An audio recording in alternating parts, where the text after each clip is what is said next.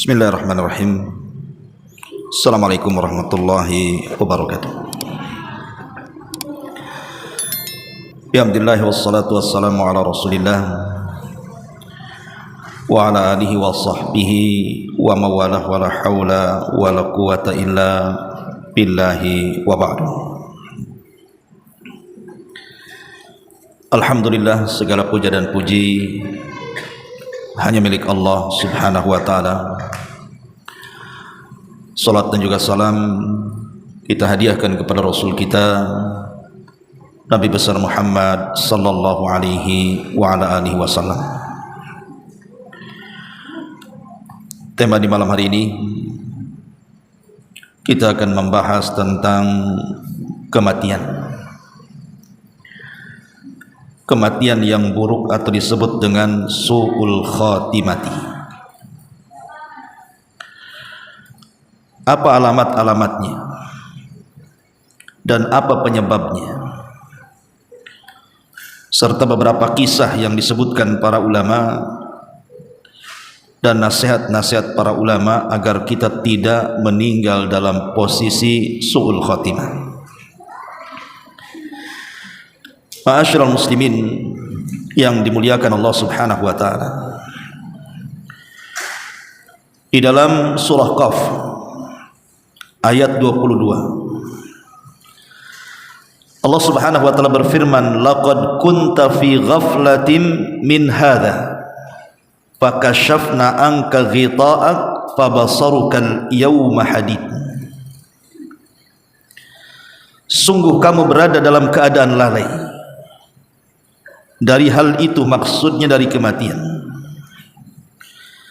maka kami akan singkapkan darimu penutup yang menutupi matamu, maka ketika itu penglihatanmu teramat sangat tajam. Surah Qaf ini, sebagian ahli tafsir mengatakan ini kondisi saat manusia sedang mengalami sakaratul maut, bahwa ketika di dunia mata kita ini terhalang dalam hal-hal kegaiban. Kita tidak mungkin melihat malaikat,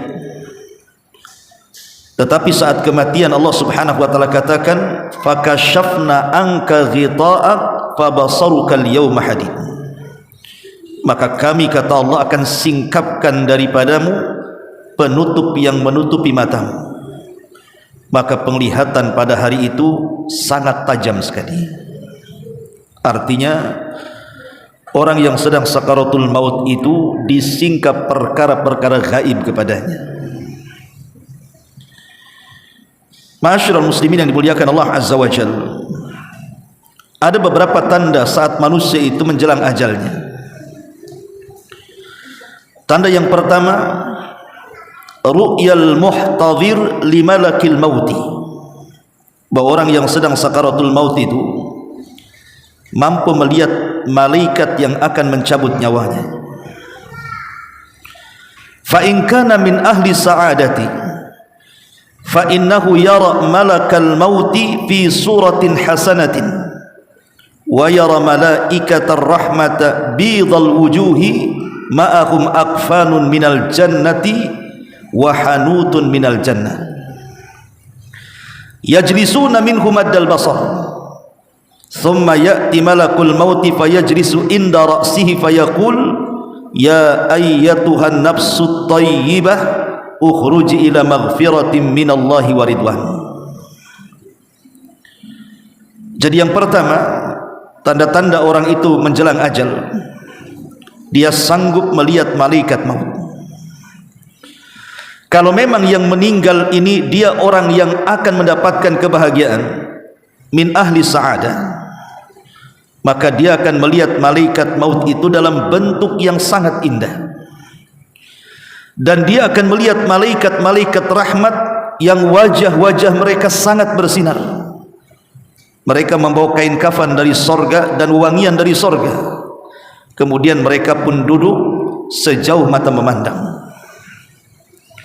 Kemudian dia pun membisikkan di telinganya, wahai jiwa yang baik, keluarlah kepada keridhaan Allah dan ampunannya. Ini kalau yang meninggal itu orang baik.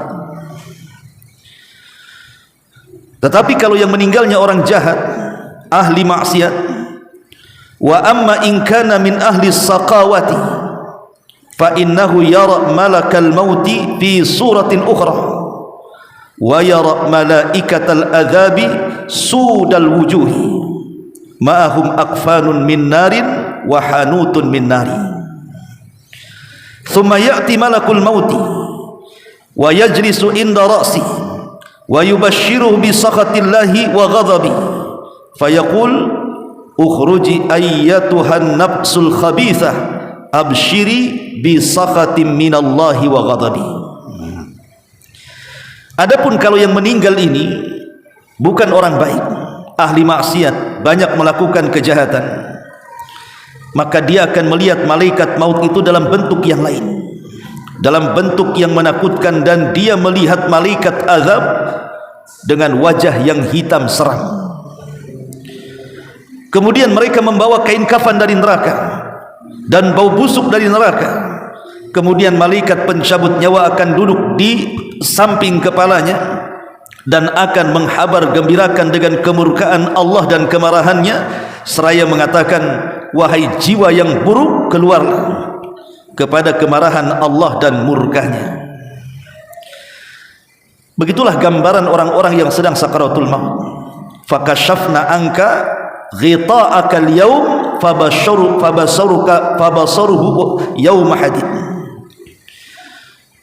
di mana Allah Subhanahu wa taala mengatakan, maka kami singkapkan darimu penghalang-penghalang, di mana fabasaruka al-yawma hadid, matamu pada hari itu sangat tajam, mampu menyingkap tabir-tabir kegaiban. Ma'asyiral muslimin yang dimuliakan Allah Subhanahu wa taala, ketika orang yang diperlihatkan malakul maut, apakah dia orang baik ataupun orang jahat, maka marhalah yang kedua, maka dia tiba-tiba adamul muqawamati wal istislamu lil yakin, maka dia akan hilang kekuatannya, kemudian pasrah apapun yang akan diperbuat oleh malaikat pencabut nyawa itu. Ma'asyiral muslimin yang dimuliakan Allah Azza wa Jalla, bahkan dia mendengar tapi tidak bisa bicara. Dia ingin bicara tapi tidak bisa. Bahkan dia tidak bisa membantah. Dan ketika itulah dia merasakan sakarat. Sakarat itu artinya rasa sakit saat kematian yang tidak ada yang tahu rasanya kecuali Allah Subhanahu wa taala. Karena setiap orang mati itu ada sakaratnya. Sebagaimana Nabi sallallahu alaihi wasallam mengatakan, ala lil mauti la sakarat. Ketahuilah dalam kematian itu ada sakarat, ada rasa sakit yang luar biasa. Rasa sakit ini kalau diderita oleh seorang mukmin, boleh jadi sebagai penggugur terakhir dosa dia. Tapi kalau rasa sakit ini dirasakan oleh ahli maksiat, maka boleh jadi itu muqaddimah azab bagi dia. Maka setelah kemudian roh dicabut dan dimulai dari jari jemari kaki, kemudian naik ke atas sampai di tenggorokan. Ini kalau nyawa sudah di tenggorokan, mustahil akan kembali ke badan. Karena Allah Subhanahu wa taala mengatakan, hatta idza balagatit taraqi wa qila man rah. Nyawa itu kalau sudah sampai di tenggorokan, qila man rah, siapa yang bisa meruqyah dia, mengembalikan ruh ke dalam jasadnya? Tidak ada yang bisa mengobati dia. Makanya saat itulah kenapa kemudian Allah menutup pintu tobat bagi dia, karena kalau ruh sudah di tenggorokan mustahil akan hidup lagi. Nabi SAW mengatakan, innallaha yaqbalu taubata abdin malam yugharghir. Allah itu masih menerima taubat seorang hamba sebelum nyawa di kerongkongan. Ma'asyiral muslimin yang dimuliakan Allah Azza wa Jalla, kemudian setelah malaikat maut mengeluarkan ruhnya, dan dalam hadis yang panjang, hadis Bara bin Azib radhiyallahu anhu, Nabi mempermisalkan dengan dua perkara. Kalau kematian seorang mukmin itu seperti air yang menetes terakhir dalam mulut teko. Jadi kalau seandainya ada teko tuh, kan teko itu kan ada mulutnya.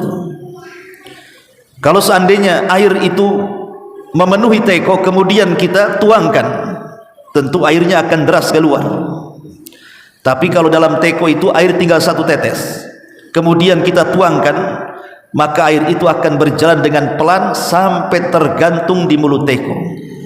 Itulah permisalan kematian seorang mukmin, pelan-pelan tapi pasti. Tapi kematian seorang kafir, Nabi SAW mempermisalkan kasafud. Safud itu seperti pisau bengkok, cerulit bahasa kitanya, yang dimasukkan kepada bulu-bulu kambing wol, kemudian disiram dan bulu-bulu itu menempel di safud tadi, kemudian ditarik dengan paksa. Apa yang terjadi? Bisa merontokkan bulu-bulu wol itu. Itulah yang dirasakan kalau dia orang kafir, maka kematian saat dicabut roh itu seperti itu, meretakkan seluruh persendian dan pertulangan dia, dan dia akan merasakan sakit yang tidak ada yang tahu kecuali Allah Azza wa Jalla.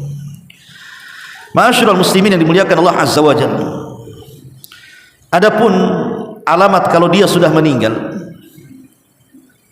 pertama lihat matanya. Kalau ada orang yang meninggal, umpamanya antum ini berdua, kemudian melihat ada orang yang tergeletak di jalan, entah kecelakaan entah apa, perhatikan matanya. Kalau matanya terbelalak ke atas, berarti dia sudah mati. Kalau matanya melotot ke atas, berarti orang ini sudah mati. Karena Nabi SAW yang mengatakan, innar ruha idza qubidha tabi'ahul basar. Ruh ini kalau dicabut, maka mata pandangannya akan mengikutinya. Makanya setiap orang mati itu pasti melotot ke matanya. Makanya disunahkan untuk ditutup supaya tidak menakuti orang. Jadi kalau sudah melotot ke atas, ini sudah mati orang ini. Kemudian ciri yang kedua, inhiraful anfi anil yamin wasyimal, atau hidungnya seolah-olah tidak ada tulang lagi. Mungkin dia miring ke kanan, miring ke kiri. Kalau kita masih hidup, masih mancung kan, mau ditarik ke kanan pun tetap dia ke tengah lagi. Tapi kalau seorang mati, umpamanya antum hidungnya dibelokkan ke kanan, dia akan belok dia, atau ke kiri, ya ke kiri terus dia, karena sudah tidak ada lagi rohnya. Lihat orang mati itu ya, kalau antum periksa ada orang kecelakaan, lihat matanya, habis itu antum dorong hidungnya, kok dia ke sebelah kiri saja, udah mati itu ya. Ataupun yang ketiga, burudatul jismi ammatan, dingin dari atas kepala sampai kaki. Jadi badannya itu menjadi dingin dari atas kepala sampai kaki. Kemudian iltifatus sakil aiman ala sakil aisar awil aks, ataupun kemudian merapat antara betis kiri dan betis kanan. Ini kalau sudah merapat tidak bisa diegangkan atau bahasanya, itu berarti sudah mati itu. Ini ciri-ciri orang mati. Kemudian sukunul qalbi. Sukunul qalbi itu sudah tidak ada lagi detak jantung dari jantungnya, raba sininya. Antum tempelkan telinganya di jantungnya tuh, ada enggak detak-detaknya itu? Ya, ini memastikan bahwa ini orang ini mati. Matanya terbelalak, kemudian hidungnya bisa jatuh ke kiri atau ke kanan, kemudian betisnya merapat, kemudian merasa dingin dari atas kepala sampai kaki, kemudian berhenti detak jantungnya. Ini mendeteksi orang mati namanya ya. Ma'asyiral muslimin yang dimuliakan Allah Azza wa Jalla, lalu apa yang antum harus lakukan? Pertama, ighmadul ainaihi, segera tutup matanya, diginikan, tutup matanya biar dia jangan terbelalak lagi. Yang kedua, iqfalul fam, kalau mulutnya nganga, cepat dirapatkan. Takut ada hewan-hewan, ada lalat-lalat, ada binatang-binatang yang masuk. Kita harus menghormati orang yang mati sebagaimana kita hormati orang hidup. Kemudian juga taghtiyatul jismi, tutup badannya. Mungkin kalau sekarang kan ada kain jarik, ditutup badannya. Kemudian juga al-israfi tajhizihi, kalau memang memungkinkan segera buat fardu kifayah, segerakan mandikan, segerakan kafankan, segerakan solatkan, segerakan kuburkan. Kenapa? Kalau dia orang baik, maka itu kebaikan bagi dia. Tapi kalau orang jahat kemudian ditelat-telatkan, dikuburkan, itu sama dengan meletakkan kejahatan dalam rumahnya. Makanya Rasul mengatakan asri'u bil janazah, segerakan memfardu kifayahkan jenazah itu. Ma'asyiral muslimin yang dimuliakan Allah Azza wa Jalla. Kemudian juga talyinul mafasid, berusaha untuk melembutkan persendian-persendiannya dengan cara apa? Ya dengan cara dimandikan tadi. Makanya kalau bisa, kalau orang baru mati itu dimandikan biasanya enak. Kenapa? Karena masih lentur. Tapi si jasad ini kalau sudah semalam itu dia tegang dia, sehingga kadang-kadang kita ini mau menggerakkan tangan saja kaku, sehingga akan sulit pemandian. Makanya minimalnya jenazah itu kalau sudah meninggal, kenapa harus menunggu saudaranya kadang-kadang 1 hari 1 malam? Apa manfaatnya coba? Nggak ada manfaatnya. Manfaat dia adalah berdoa untuk si mayat, bukan menunggu si mayat. Ma'asyiral muslimin yang dimuliakan Allah Azza wa Jalla, baru setelah kemudian selesai dimandikan, selesai dikafankan, disolatkan, kemudian dikuburkan, maka tanya apakah si mayat ini punya hutang. Tanya kepada keluarganya, punya hutang kepada Allah atau tidak. Mungkin dia pernah jima di bulan Ramadan siang-siang hari sehingga dia kena kafarah, atau pernah bernazar, atau pernah berwasiat. Karena hutang kepada Allah lebih berat dibayar dibandingkan hutang kepada makhluk. Kalau tidak ada hutang dengan Allah, hutang dengan makhluk, tanyakan pernah pinjam uang tidak? Kalau pernah, kembalikan dari harta warisnya.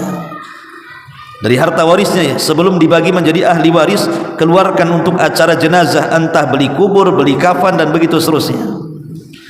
Lah ini diantara adab setelah kematian. Ma'asyiral muslimin yang dimuliakan Allah Azza wa Jalla. Adapun alamat orang ini dikatakan mati baik secara singkat disebutkan di dalam hadis Muadz bin Jabal radhiyallahu anhu. Nabi SAW mengatakan, "Man kana akhiru kalamihi la ilaha illallah dakhala al-jannah." Siapa yang akhir ucapannya kalimat la ilaha illallah, maka dijamin masuk surga.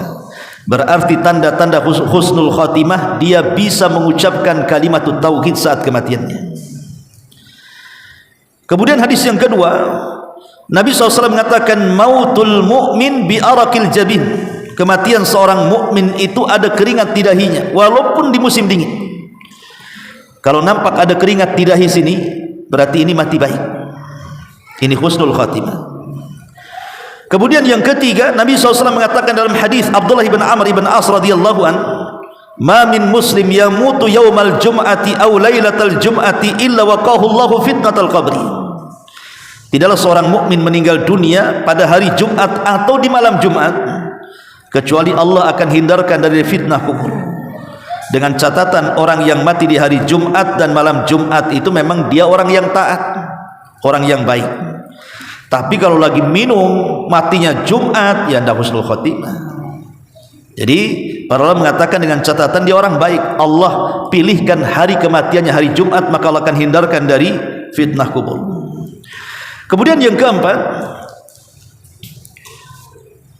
yamutu ala ta'atin min ta'atillah.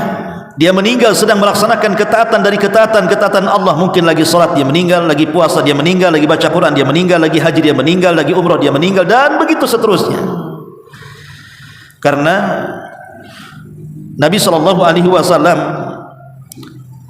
ketika melihat ada seorang sahabat yang jatuh dari tunggangan untanya saat tawaf, maka Nabi SAW mengatakan, kuburkan dia dengan kain ihramnya, karena dia akan dibangkitkan di hadapan Allah mulabbiyan, dengan mengucapkan labbaik Allahumma labbaik.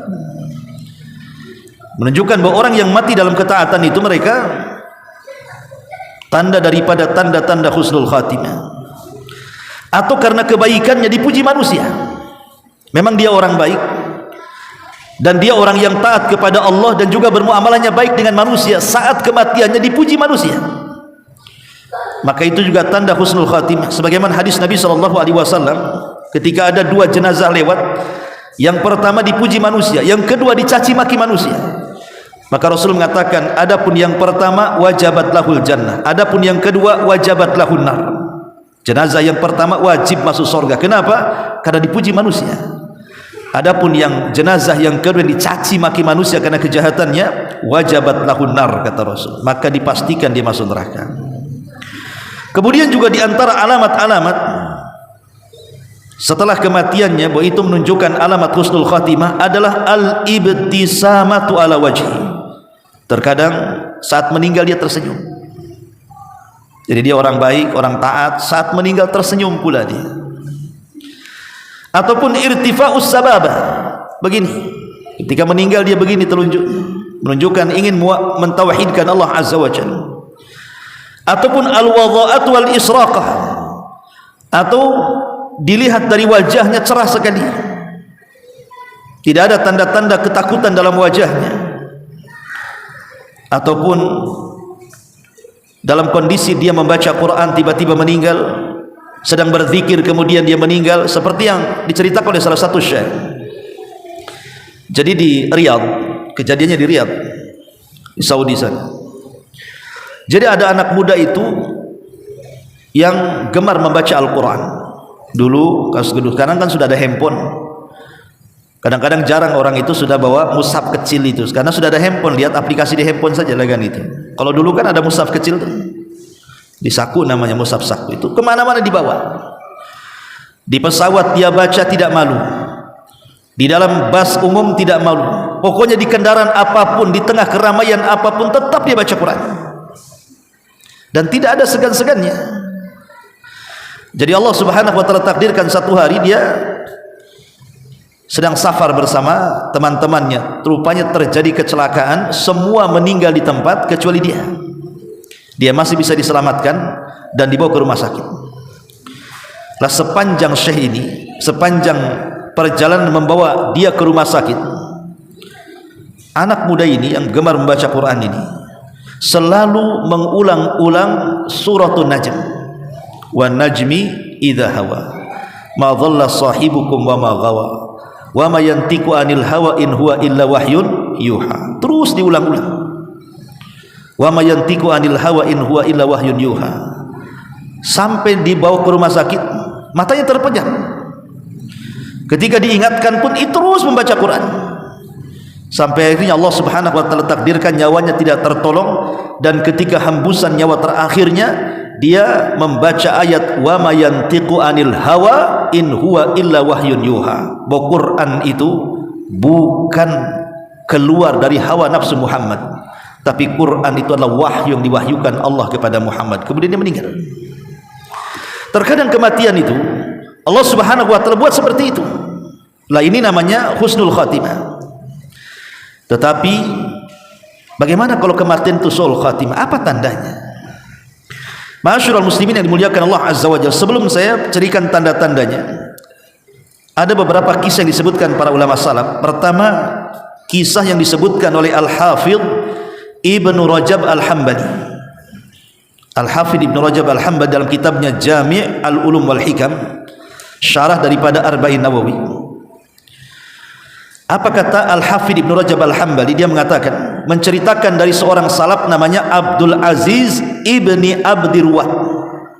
Beliau menceritakan dari seorang namanya Abdul Aziz ibni Abdirwat rahimahullah ta'ala. Apa kata Abdul Aziz ibn Abdirwat yang dinukilkan perkataannya oleh Ibnu Rajab ini? Perkataannya, qala, dia mengatakan, hadartu rajulan indal mauti.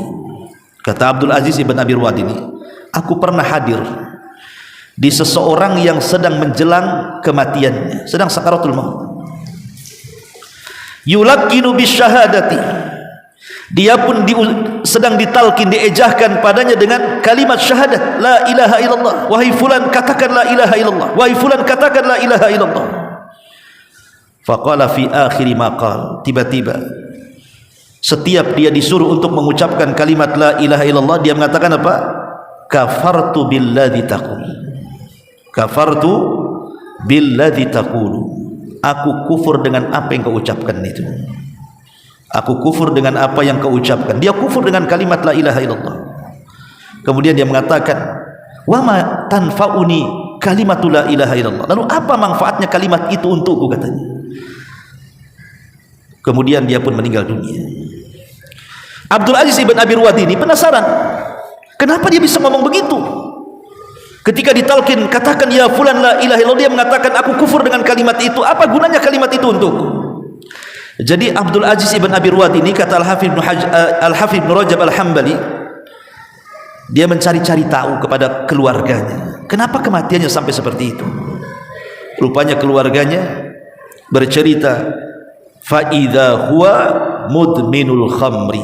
Rupanya semasa hidupnya dia itu gemar minum minuman keras, gemar narkoba, minuman keras. Rupanya Allah buat kematiannya seperti itu. Naudzubillah. Ini namanya su'ul khatimah. Ini kisah yang pertama disebutkan oleh Al-Hafidh Ibn Rajab Al-Hambali. Kemudian juga disebutkan oleh Syekh Abdul Rahim dalam sebuah tulisan beliau, Al-Khawfu min Su'il Khatimah. Syekh Abdul Rahim At-Tahan dalam muhadarahnya ketika menjelaskan tentang takutnya seseorang itu dari buruk akhir perjalanan hidupnya, beliau menceritakan satu hari terjadi kejadian luar biasa di sebuah kota Qasim. Ini kejadian di Qasim ya, masih di Saudi sana, di Qasim. Jadi terjadi hadisah, ya tabrakan atau apa gitu ya, hadisah itu ya, kecelakaan. Rupanya dalam mobil yang kecelakaan itu ada seorang laki-laki, dia dalam kondisi nazar. Dalam kondisi nazar artinya dalam kondisi sedang sakaratul maut. Kemudian teman-temannya membawa dia ke masjid. Kebetulan di situ ada masjid di pinggir jalan. Jadi dibuat pertolonganlah sesaat, diambil dari tempat kecelakaan karena ada masjid di situ, dibawa ke masjid itu jasadnya itu, dan dia sedang sakaratul maut. Kemudian orang-orang pun berusaha untuk mentalkin dia. Wahai fulan, katakan la ilaha illallah, la ilaha illallah. Tapi apa yang terjadi? Dia mengatakan na'udzubillah minal khudlan. Na'udzubillah minal khudlan. Aku berlindung kepada Allah dari kehinaan dengan mengucapkan kalimat itu, katanya. Dia berlindung kepada Allah tidak mau mengucapkan kalimat itu karena kalimat itu kehinaan bagi dia. Nauzubillah ikhwan. Kita berlindung itu dari setan. Masa berlindung kepada Allah dari tauhid? Akhirnya kemudian orang-orang menggali-gali, kenapa orang ini sampai seperti itu? Menolak tauhid saat ditalkinkan detik-detik sakaratul maut itu. Rupanya dia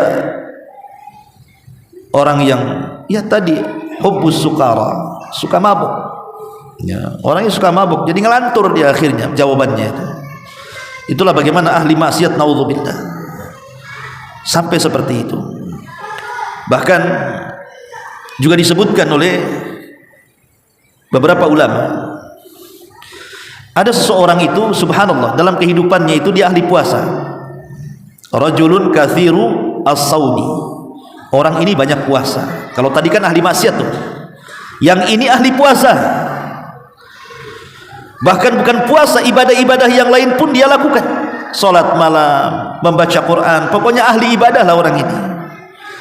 Tetapi Allah subhanahu wa ta'ala takdirkan banyak ujian menimpa dia. Diberinya sakit yang berkepanjangan sehingga dia harus menderita yang lama, sampai akhirnya kematiannya menjemput dia karena sakitnya bertahun. Padahal dia ahli ibadah semasa sehatnya, ahli puasa, ahli sholat gitu. Tapi Allah uji sebelum kematiannya ditimpa penyakit sehingga lama terbaring dia. Saat detik wafatnya, kemudian orang-orang pun berusaha untuk mentalkin dia dengan kalimat la ilaha illallah.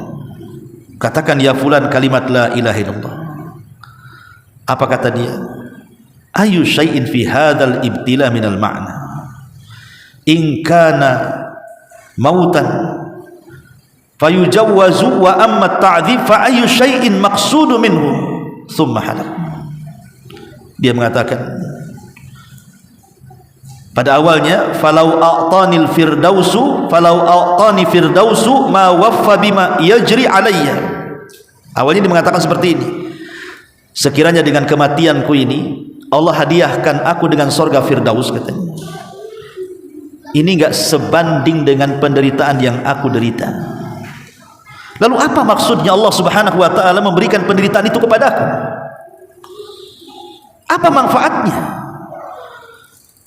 Jadi setelah dia ngomel-ngomel seperti itu, seolah-olah menolak qada dan qadar Allah, akhirnya dia meninggal dunia.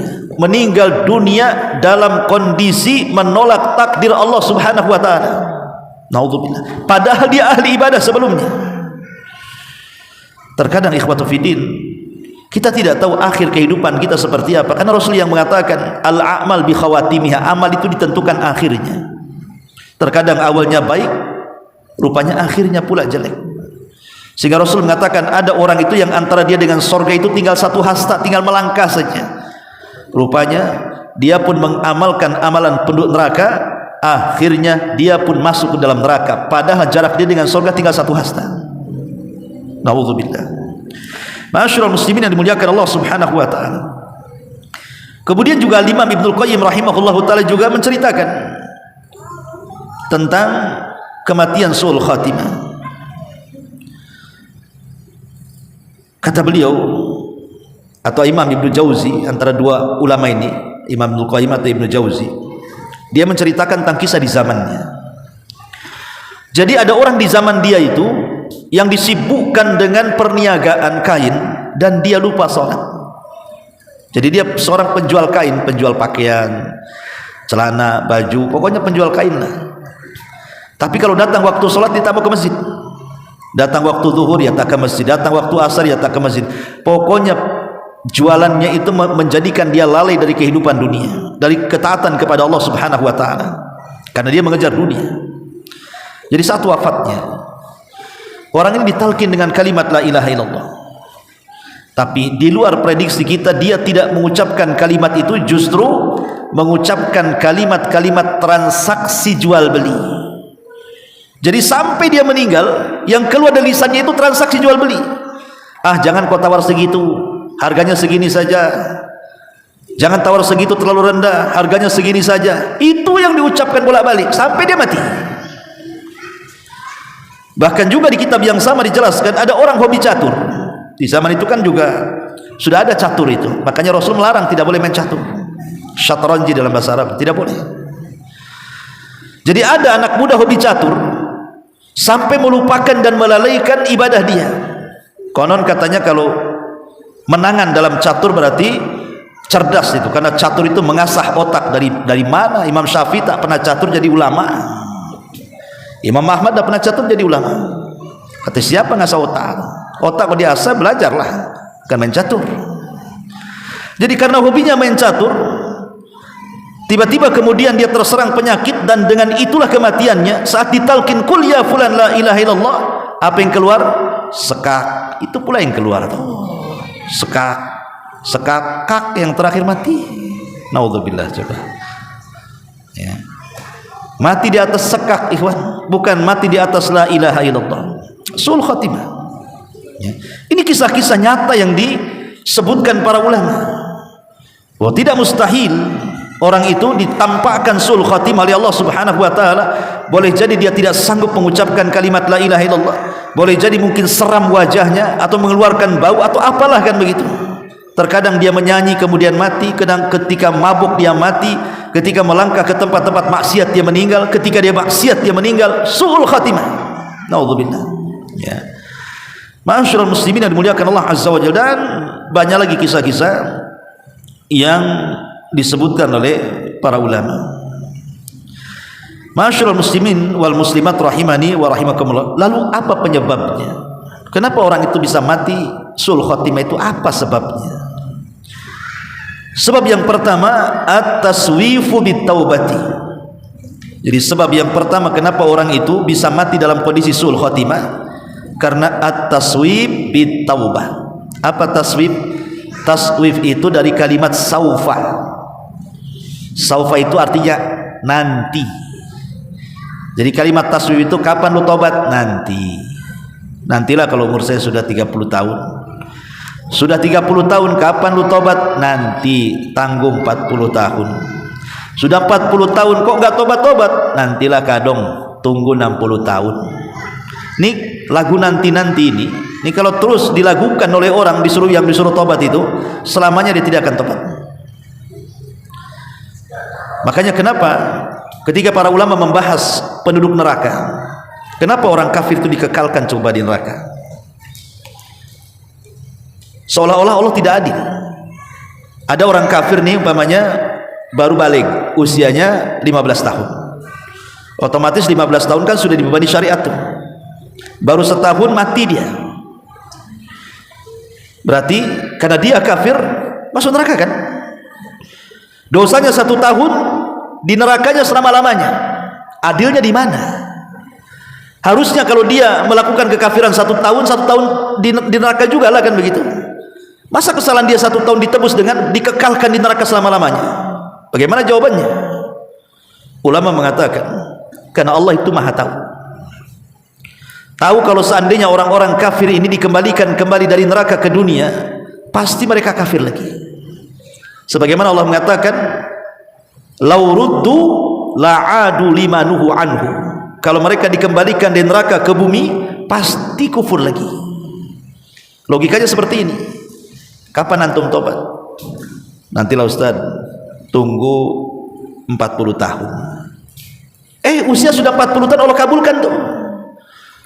Ada juga yang kemudian sebelum 40 tahun dia meninggal, tapi ada juga dikabulkan oleh Allah sampai 40 tahun. Kemudian kita katakan, dulu kamu usia 20 tahun, kalau sudah 40 tahun mau tobat. Sekarang sudah 40 tahun, kenapa kau tak tobat? Nantilah nunggu.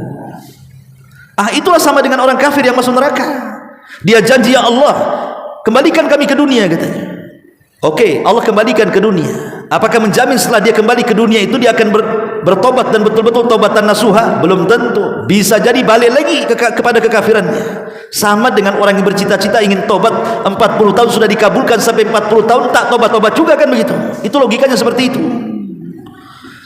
Maka taswif ini bahaya. Menanti-nanti tobat ini bahaya, karena orang yang menanti-nanti tobat ini justru dia mati dalam kondisi masih menanti tobat, tidak tobat-tobat ya. Yang kedua, hubbul maksiati, senang dengan maksiat. Orang kalau senang dengan maksiat, maka dipastikan akan sulit untuk mendapatkan predikat husnul khotimah. Dipastikan dia sul khotimah kalau dia tidak segera meninggalkan maksiat. Kenapa? Karena Rasul yang mengatakan, yub'atsu kullu 'abdin 'ala ma mata 'alaihi. Manusia itu akan dibangkitkan sesuai dengan kebiasaan sebelum matinya. Jadi kalau seandainya kebiasaan sebelum matinya dia memang ahli ibadah, ahli taat, betul-betul melaksanakan perintah, fasanu yassiruhu lil yusra. Allah mudahkan jalannya. Insyaallah dia mengakhiri kehidupannya dengan husnul khatimah. Tapi kalau kebiasaan hidupnya itu maksiat sana sini, maka dipastikan fasanu yassiruhu lil usra. Bukan jalan mudah yang Allah mudahkan, jalan sulit Allah sulitkan lagi. Bisa jadi diakhiri dengan kematiannya. Karena ada istilah bahwa orang meninggal itu sesuai dengan kebiasaan hidupnya. Kalau kebiasaan hidupnya ahli maksiat, maka mati di atas maksiat. Kalau kebiasaan hidupnya taat, maka mati di atas kemaksiat, di atas ketaatan kepada Allah Subhanahu wa taala. Begitulah kata para ulama. Dan ketika manusia dibangkitkan juga seperti itu. Ini yang kedua. Yang ketiga, fasadul mu'taqad, rusaknya akidah. Rusaknya akidah. Saya baru lihat YouTube. Isinya apa? Isinya Islam Pancasila. Kami memilih Islam Pancasila karena kami tidak seperti Islam yang lain yang mengejar sorga. Justru kami menolak sorga, katanya. Ditolak sorga. Lihat di YouTube. Di tengah-tengah orang mengejar sorga, kami Islam Pancasila katanya, kami justru menolak sorga karena kami hanya menginginkan apa? Keredoan atau apa istilahnya. Kami tidak menginginkan surga dalam beramal. Ikhwan, bagaimana tidak mengharap surga? Nabi SAW yang mengatakan, idza sa'altumullaha fas'alul firdausa fa innahu a'lal jannah wa fawqahu arsyur rahman. Apabila engkau meminta surga, mintalah surga yang paling tinggi, surga firdaus. Hadis ini menunjukkan apa? Kita disuruh minta surga.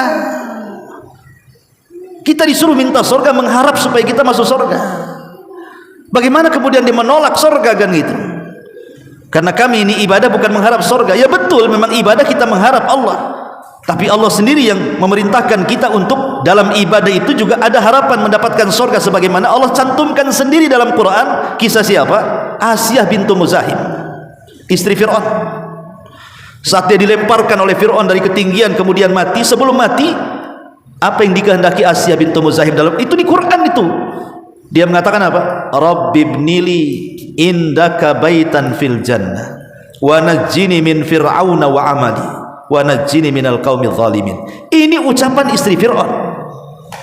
Dia mengatakan, ya Rabb kami, enggak masalah, aku korbankan semua, aku siap mati, tapi tolong bangunkan istana di sisimu di sorga.